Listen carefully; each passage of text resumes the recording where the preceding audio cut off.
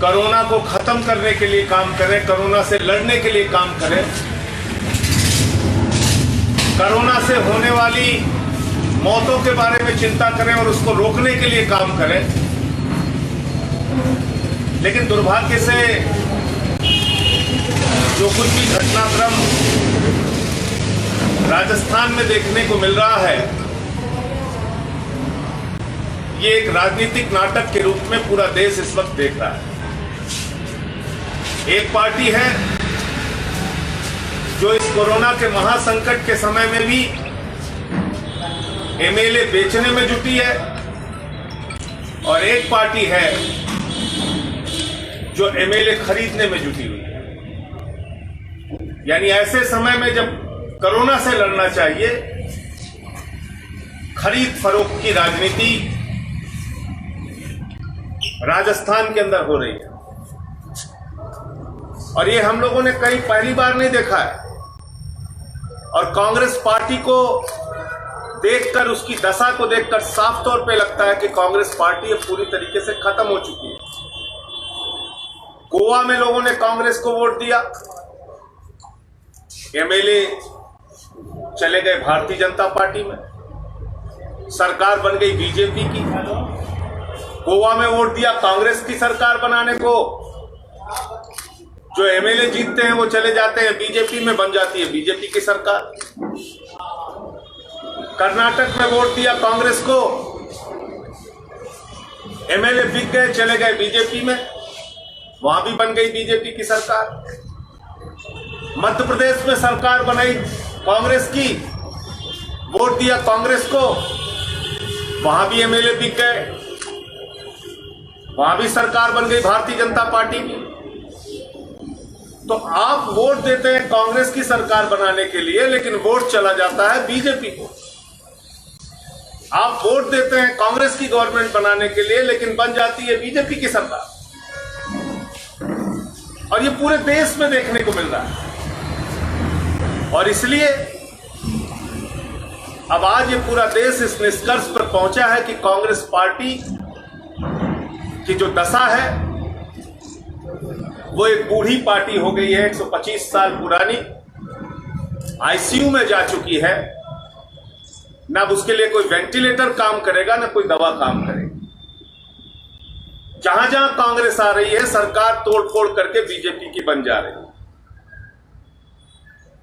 एक नई पार्टी, एक नई उम्मीद के साथ, युवाओं की पार्टी, एक नई ऊर्जा के साथ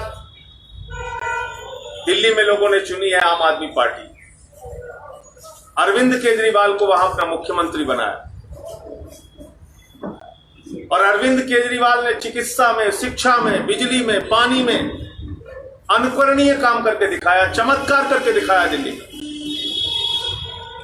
इस कोरोना के संकट से भी हमारी बहुत सारी आलोचना हुई, बहुत सारी बातें दिल्ली सरकार के बारे में कही गई, लेकिन आज वही दिल्ली की सरकार और अरविंद केजरीवाल की सरकार कोरोना से लड़ने में सबसे बेहतरीन सरकार उभरकर सामने आई है, जिसने इस कोरोना के संकट से निपटने के लिए न सिर्फ ऑक्सीजन बेड, वेंटिलेटर का इंतजाम किया, प्लाज्मा थेरेपी जैसी एक नई चिकित्सा विधि को अपनाया वहां लोगों का जीवन बचाने में।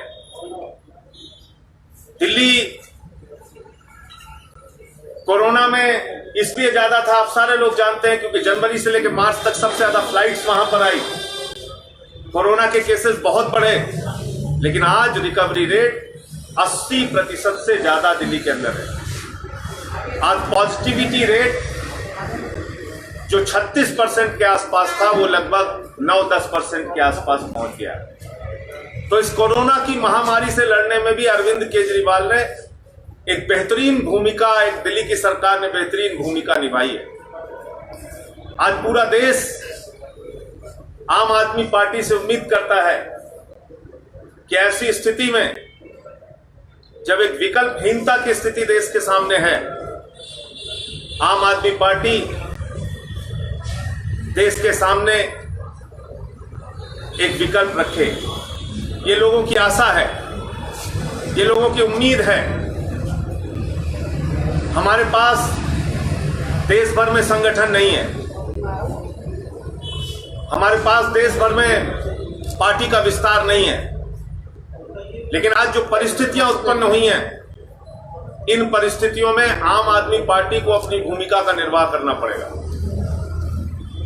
लोगों को आशाएं हैं, लोगों को उम्मीदें हैं।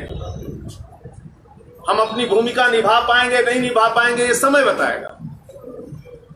हम देश को एक विकल्प दे पाएंगे नहीं दे पाएंगे, ये समय बताएगा। लेकिन जो आज परिस्थितियां उत्पन्न हुई हैं राजनीतिक घटनाक्रम से, उसमें पूरा देश आशा और उम्मीद भरी निगाह से आम आदमी पार्टी की ओर देख रहा है कि आम आदमी पार्टी इस देश को एक नया, एक ऊर्जावान, एक साफ सुथरा, एक ईमानदारी का विकल्प अरविंद केजरीवाल जी के नेतृत्व में दे पाएगी या नहीं दे पाएगी। फिलहाल जो कुछ भी घटनाक्रम राजस्थान में घटित हो रहा है, अन्य राज्यों में इसके पहले हुआ, वो हमारे लोकतंत्र के लिए अत्यंत दुर्भाग्यपूर्ण है। वो हमारे संविधान के लिए एक गहरा आघात और गहरी चोट है।